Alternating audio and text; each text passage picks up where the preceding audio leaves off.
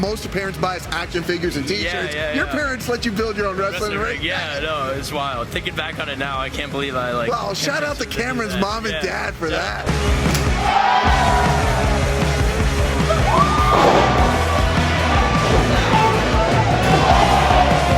Now you guys look like you just are having the time of your lives in there when you're spine busting somebody on a ladder tonight, throwing somebody through a table. Like, love it, right? Just business is not personal.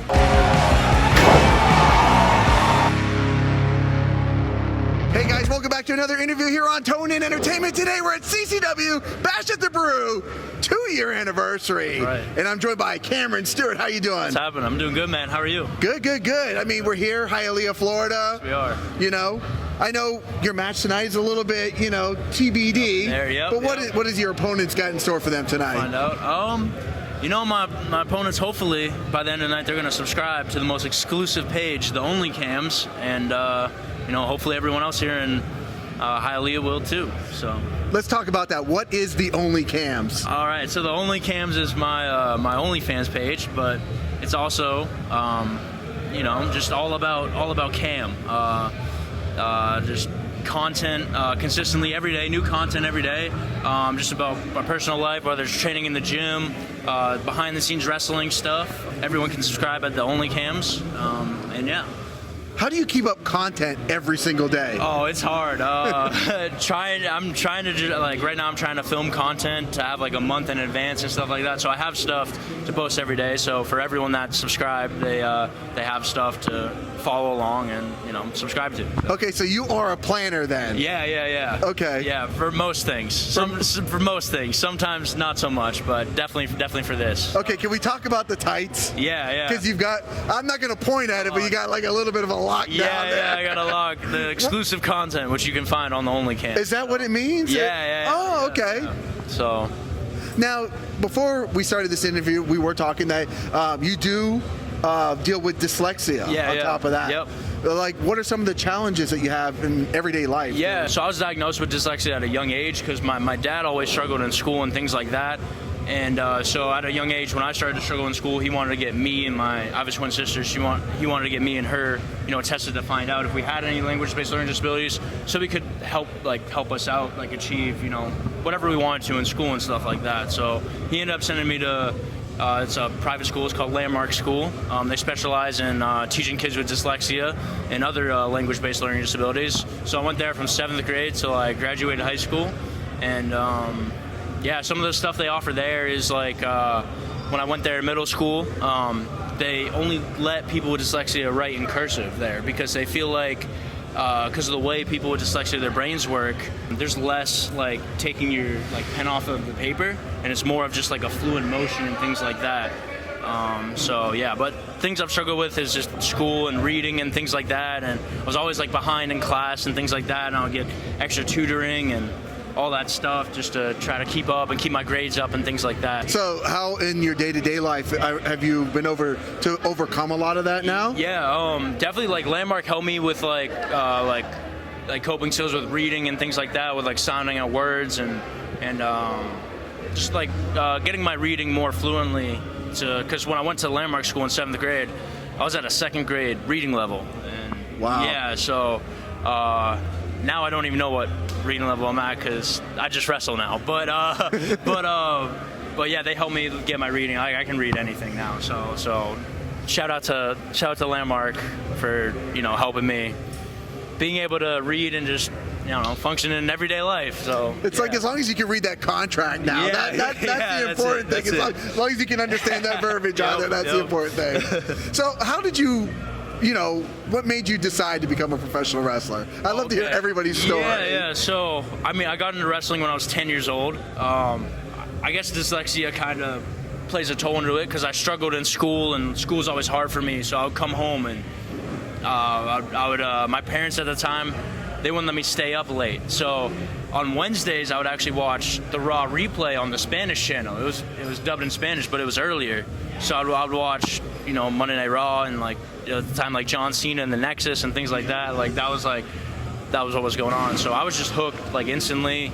Edge was my favorite at the time, and I just became obsessed with it to the point where when I was 14, I built my own wrestling ring, like in my backyard. Okay. And your parents were cool with that? Yeah. It took like a little bit of convincing, but I finally like convinced them to do it, and we built like a real deal like wrestling ring. And then it was like a 12 by 12 foot one, like the first one I built, but we got like real ropes from Monster Rings and Cages. Shout out to them.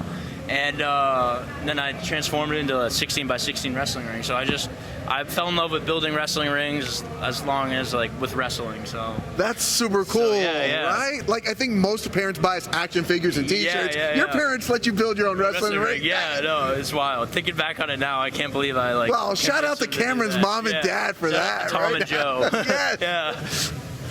Now, what about your training? Like, okay, now you built your wrestling ring, so you weren't cold going into training. So what about like the first day you walked into like a real training facility? What were your thoughts? So I did in August of 2020, I moved down here to Florida. I'm from Massachusetts originally, but I moved down here to Florida. During the pandemic, right? During the pandemic. I wanted to go before, but I went to Flatbacks Wrestling School with Shawn Spears and Tyler Breeze. Okay. So I've been training there for, it's almost 3 years now. But yeah, before that I had some prior training experience at New England Pro Wrestling Academy. I did a few seminars there, a few months there, so I knew how to bump and things like that. But like Flatbacks really, they teach you how to be like a TV star and stuff like that. Okay. So that was really cool to learn from two guys that have made a living off of wrestling for the past 10 years or so. So yeah. Now you said Shawn Spears, so the first image that comes to mind is my buddy of mine, Chris Van Fleet, did a video with him, and Shawn Spears chopped the crap out of him. Have you ever been chopped by Shawn Spears? Oh yeah, I have. Yeah, everyone goes to the same chop day. Is there like an initiation where you have to like go through chop day? Yeah, it's kind of it's everyone goes through chop day at Flatbacks.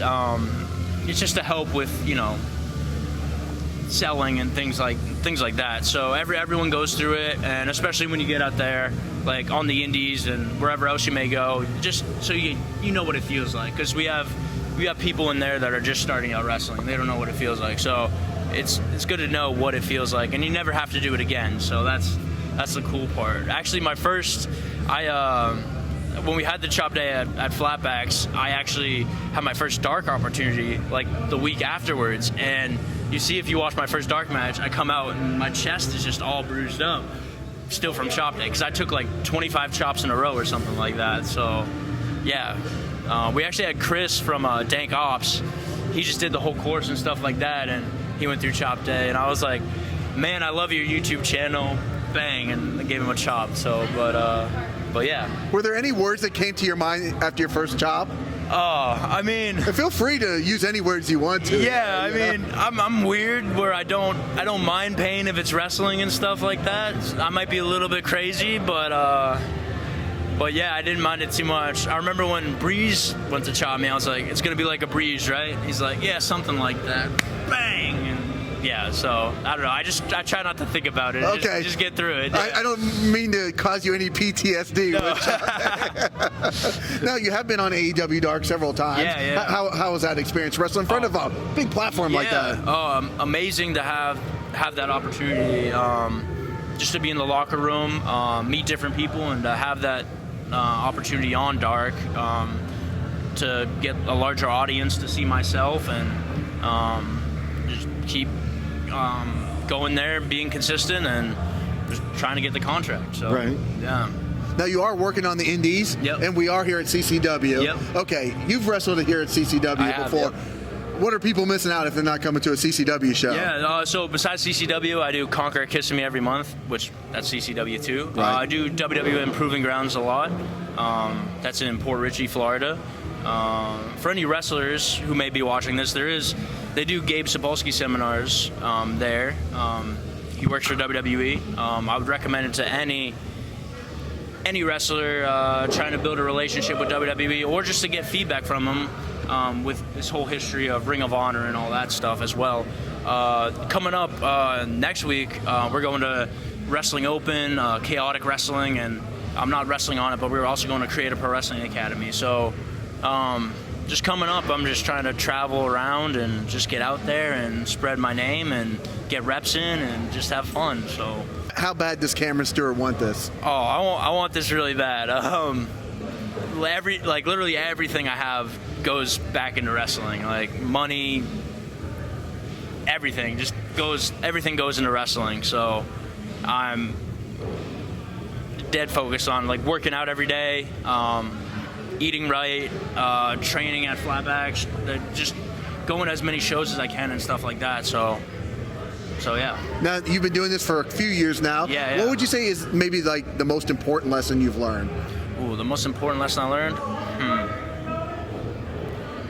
Ooh, that's a tough question because with wrestling, you're always learning like new things. You're all like every single day, and it all comes together into like one thing. And like just when you think you know everything, you don't, and it's like restart. So I guess the most important lesson I've learned is consistency is key with everything, with the gym, with wrestling training.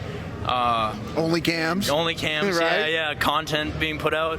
Yeah, just consistency, I think, is the biggest lesson I've learned from wrestling. With everything that you got going on, is it hard to have like a social life outside of everything? Yeah, super hard. All my friends are in wrestling, and yeah, no going out and partying for this guy, so just wrestling all the time. So yeah. In that little bit of free time that you may have, what are some of the things you like to do for fun? Oh, some of the things I like to do. I like to go to concerts. What concerts? I didn't make it last year because I was wrestling, but Rolling Loud. I'm a big Travis Scott fan, so just the energy he brings to the stage and stuff like that kind of helped me out with some of the wrestling stuff, because just him as a performer, just making the crowd like come alive and everyone just lose their minds and stuff like that. Kind of cool to, when you're at the concert, feel that energy and kind of take that and morph it into wrestling. Like going to concerts, working out, video games. I love Red Dead Redemption and Grand Theft Auto. I'm really excited for GTA 6, even though it's not going to come out in probably a few years. But like PlayStation 12, it'll finally be out, right? Finally. It's like, why do they make us wait so long? Like, it's come out on Xbox 360, right? Yeah. Xbox One, Xbox XXS, whatever it is right now. Remastered it like 3 times. Like, right. Yeah. And we still have yet to have GTA 6. Did you see the map leaks for GTA 6? I have not seen them, no. They're pretty cool. It's like all of Florida, so. Okay. Yeah. If those are the right map leaks. Nobody would put anything on the internet that's not true. Yeah, exactly. Right? Everything on the internet is true. Absolutely. Well, what's in the future? What else do you got coming up, Cameron? Future, like I said, going to Massachusetts, the whole New England area, New York. You might see me on doing some extra stuff for WWE and AEW coming up, and that's really all I can say about that, I guess, right now. But yeah, just keep up with my social medias, the Cam Stewart. I post stuff pretty much every day there too. So you're pretty active, yeah, pretty active. Yeah, just trying to push as much content I can out right now. Well, you're doing a great job, my friend. Thank you, man. Thank you. No, nothing but the best. So thank you. I know you've got to get ready for tonight. Yeah, so we're gonna let you head back, get ready, because I need a W from you tonight. Yeah, that's right. We don't know his. He wouldn't even tell me his opponent for tonight yet. That's how on the DL it is right now. But I know it's a victory no matter what tonight. Well, right. Cameron, thank you so much for joining me here on the channel. Thank you so much for having me. And guys, if you like interviews like this with Cameron Stewart, we did say all your social medias, correct? Yeah. We got them all out there. So make sure you're following Cameron right now, and make sure you guys stay tuned in here to Tone In Entertainment for future videos. Subscribe to the channel. Do it. Go now. Do it now.